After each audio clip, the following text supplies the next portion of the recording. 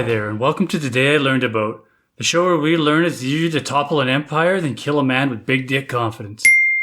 The Crown Prince of Russia had been so sick that the doctors feared he would not live much longer. In desperation, the Tsar consulted a strange and controversial man. He pleaded for him to cure his dying son like he had done in the past.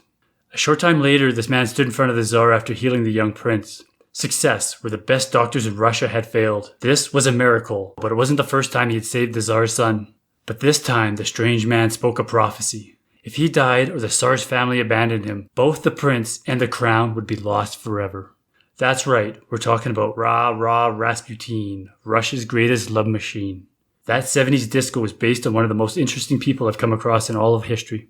Not much is known about Rasputin's early life. All we really know is this guy must have had a charisma of plus 50. He could charm a gremlin out of the Kremlin. He lived his life as a total scam artist, floating around taking advantage of people. He was always able to charm the right people and get away with whatever debauchery he wanted. Okay, in all seriousness, look at the guy in these pictures. Those eyes are one intense MFer. You could Photoshop him into a heavy metal album and he would fit right in. Feels like he can read your soul through those grainy black and white pictures. Just imagine being face to face with this kind of intensity. So Rasputin spent his whole life being a total dick. Then one day, he had a vision and became a man of God. Now his scams would have a higher purpose. Rasputin became a self-proclaimed holy man. He also dealt with a little mysticism on the side, just in case Jeebus wasn't getting you where you needed to go. With that ass-puckering stare, he scammed his way through the ranks of the Orthodox Church. Despite continuously being plagued by rumors of orgies and other shenanigans, this dude went to the equivalent of 1905 viral. The people of Russia loved him. He was the guy everybody wanted to get spiritual advice from. Word of his abilities soon granted him access to the royal family. At the beginning of the 20th century, Russia was ruled by the Romanov dynasty. However, Russia itself was going through some stuff. They had recently been nunchucked by the Japanese. This was a huge blow to Russian ego because before this, Western powers had never been beaten by an Asian power. Russia had major civil unrest, which led to the 1905 revolution. Oh, and yeah, in 1914, a little event called World War I turned the country from a smoldering turd into a three-ring flaming turd circus. Tsar Nicholas II wasn't a bad man, but he was a weak leader and not popular with the people. Lenin just say his days were Marxist. The Tsarina, she was even less popular, being of German descent. And as a dynastic queen, her main job was she was a walking womb. Tremendous pressure to produce a male heir. Her firstborn, a little girl.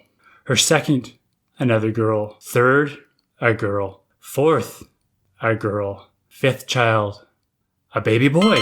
So you can imagine how precious this little tyke was. However, he had an issue. He was a hemophiliac. It's a disorder that prevents your blood from clotting. So a small cut or bruise could cause you to bleed to death. Basically, this kid was a Fabergé egg. Very precious, very delicate. But, like any kid, he was on kamikaze mode at all times, running into things, falling off stuff. However, instead of getting a random boo-boo, he would end up getting a life-threatening injury. The Tsarina was very religious, but she also strongly believed in mysticism. So she thought Rasputin was the bee's knees. On more than one occasion, Rasputin would come and pray over the kid, and bingo bango, the little prince would recover miraculously. This uncanny ability made Rasputin the queen's top advisor. But how could this scam master perform such miracles? Well, at the time, doctors didn't fully understand hemophilia.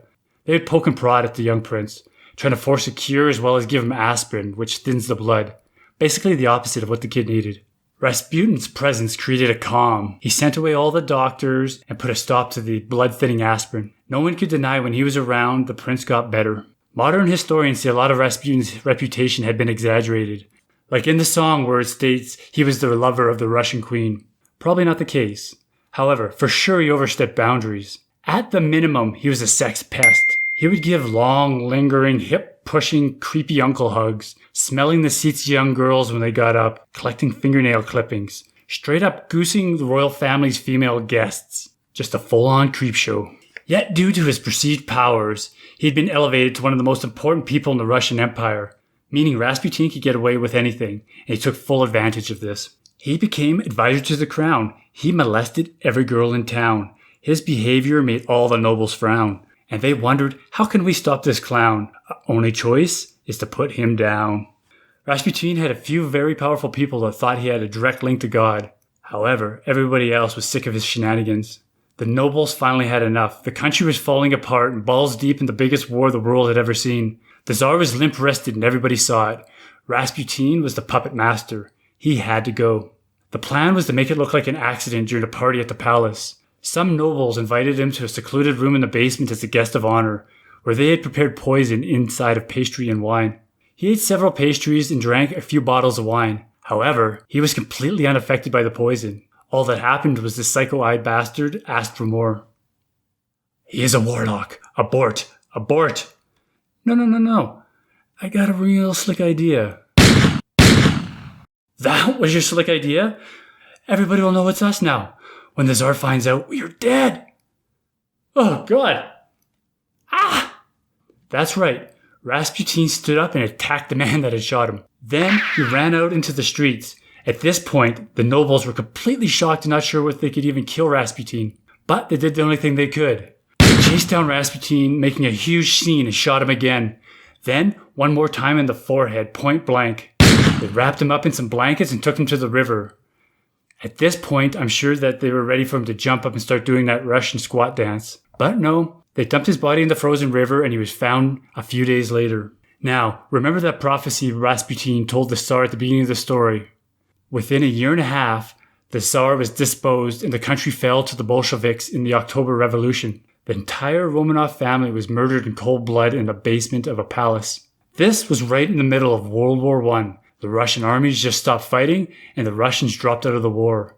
This allowed Germans to move their resources, renewing their efforts on the Western Front. Now you know there lived a certain man in Russia long ago. If you enjoyed this, please give it a mystical thumbs up. So long and stay frosty.